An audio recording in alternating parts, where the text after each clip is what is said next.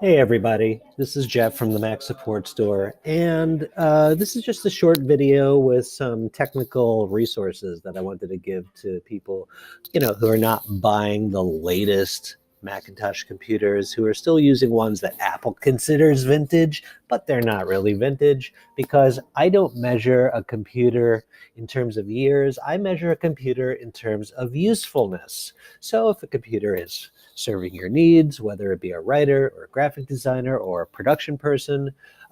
Case in point, there are plenty of people who are using Pro Tools that are still using a Power Mac G4. And they're very happy with it. And they don't have to pay thousands of dollars to get everything new. And they're able to actually do very professional production on that. All right. So, anyway, came across this site. This is a little gem of a site. It's called MacFixer, and it's a consultancy. They do repair and consultancy work and troubleshooting and stuff like that.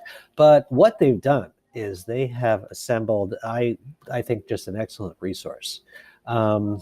It's a combination of useful stuff and a little bit of geeky stuff and a little bit of science stuff. So right here, just go to MacFixer and then come down and go to this OS history chart. Now, the history of Mac OS obviously is not everybody's cup of tea, but this is a lot more than that. And we can see that, you can actually find, look at what he did. He listed every single OS, starting with Mojave, the latest, and going literally all the way back to the first system. Now, this obviously is going to be more historical, and you could find resources for free download on this site. But as we move up to the later OSs, he's giving you download links. Just so you know, the download links are not entire OS downloads.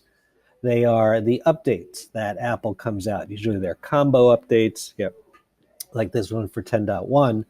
I mean, the chances are you're not going to need the combo update for 10.1. But, look, he has created the links already for you. So you can, Google search it, but you could also just go to MacFixer. And he's got them all right there conveniently lined up for you. And not only that, but he's giving you notes, which units that they'll work on. So if you're using a, Mac Pro, if you're using a mid 2010 or newer, and they're perfectly great machines for editing Premiere and Final Cut Pro, they do need a little bit of TLC, with upgrades, but these are by far the most expandable and powerful Mac Pros Apple ever came out with for production.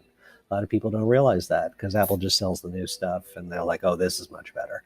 Well, turns out it's not. And that's for really another video. So here he's got for, let's say, 10.13, which is High Sierra, he's got a link for download. That's probably going to be another update, I imagine. Let's just have a look here. Yep, combo update. So if you need it, you could just get it right there. And then he goes ahead and he links to the Apple Store where you could actually still pick it up,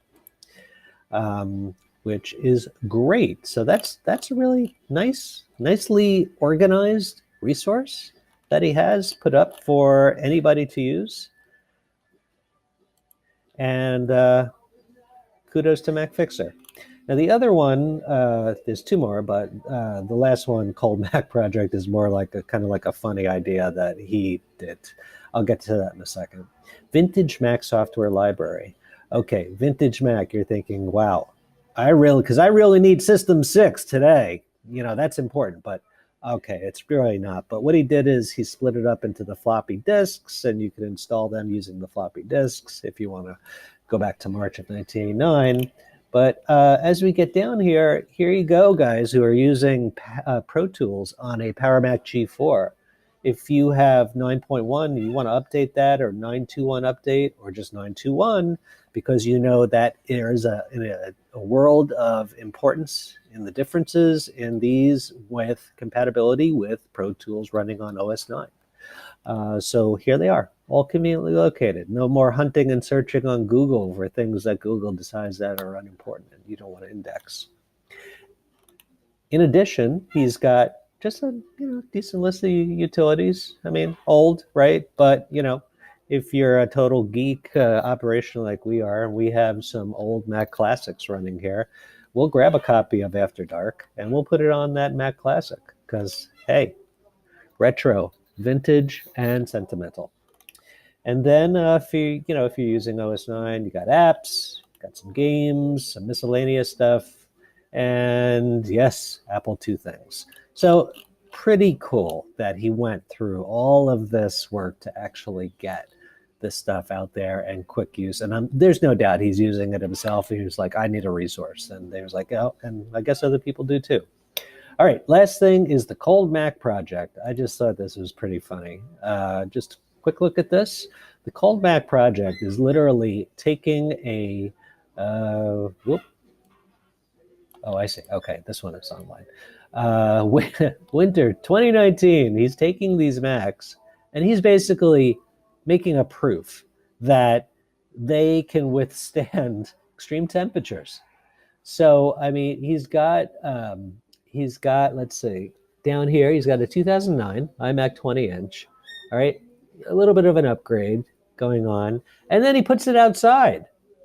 You're like, all right, if you're curious what happens, you're running outside. Well, you're like, okay, big deal, it's running outside. But the proof of this quote unquote older Mac is that it stands up to extreme temperatures, and the new Macs just can't do that.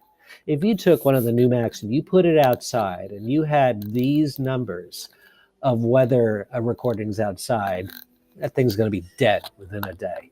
And this just goes to prove that the machines that Apple were building in the past were much better and much more resilient than the newer stuff. So I just thought, hey, that's pretty smart to actually do that, put that up. And, if you really want to geek out, you can actually go and say, oh, let's winter 2011. Let's see about that iBook. How did that iBook do? It's pretty much, guess what? All going to be the same. They all were built to last.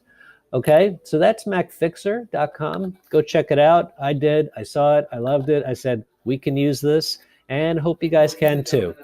This is Jeff from the Mac Support Store. If you liked the video, please subscribe. Give it a thumbs up if you liked it, or give it a thumbs down if you thought it sucked. Either one will do. Take care for now.